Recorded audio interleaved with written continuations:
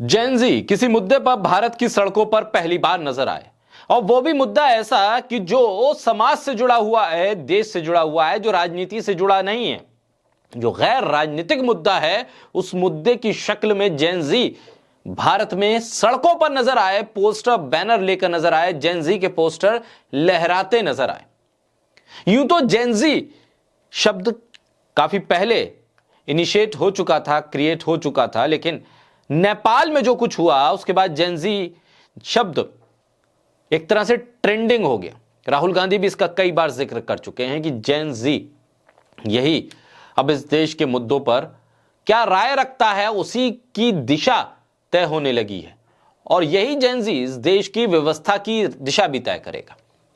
पहली बार ऐसा हुआ कि राजस्थान की सड़कों में अरावली को बचाने के लिए जेन-ज़ी सड़क पर उतरा।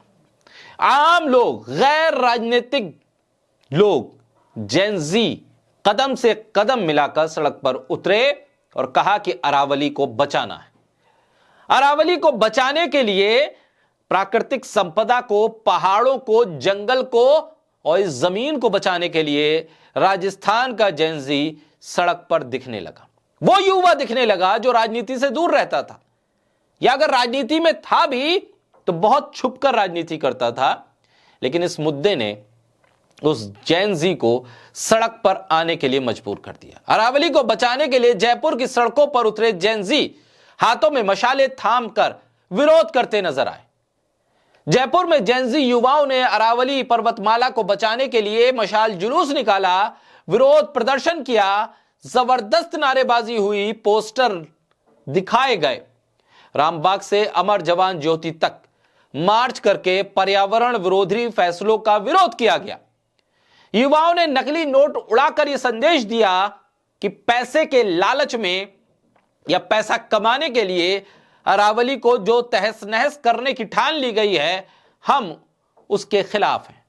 उस आदेश की कॉपी को जलाया गया जिसके तहत 100 मीटर का एक मापदंड तय कर दिया गया है। पहाड़ और टीले के बीच में नकली नोट उड़ाए गए। यह विरोध का एक नया तरीका जयपुर की सड़कों पर जेन-ज़ी ने दिखाया और यह बताया कि युवा इस मुद्दे पर एकजुट है। राजनीति से बहुत ऊपर उठकर जेन-ज़ी यह बता रहा है कि पहाड़ों को बचाना है।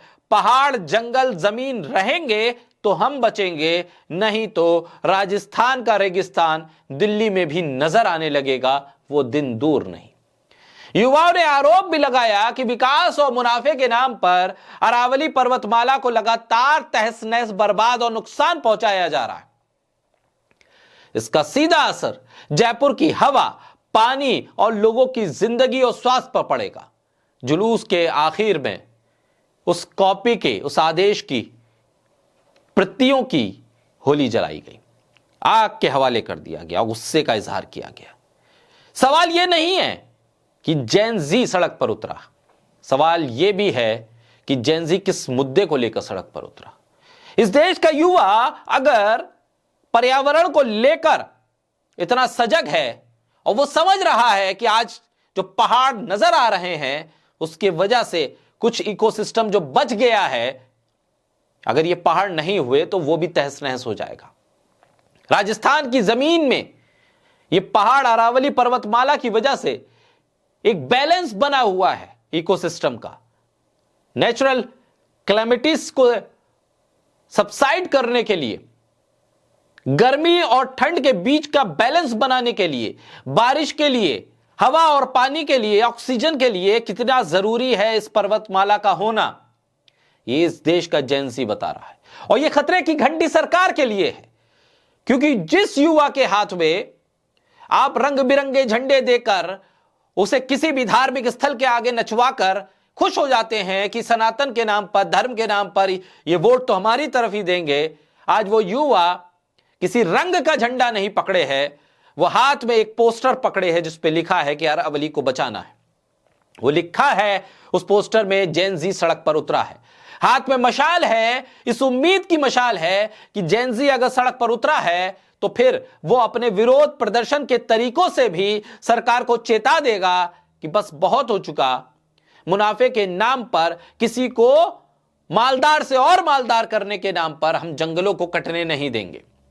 छत्तीसगढ़ में हसदेव के जंगलों के साथ क्या खेल खेला गया, वही हाल अब अरावली में होगा क्या, इससे चौकन्ना है जैन-जी। और इसीलिए वो कह रहा है कि हम सड़क पर हैं, मशाल लेकर सड़क पर हैं, और ये मशाल तब बुझेगी जब पर्वतमाला को, अरावली की पर्वतमाला को हम बचा लेंगे।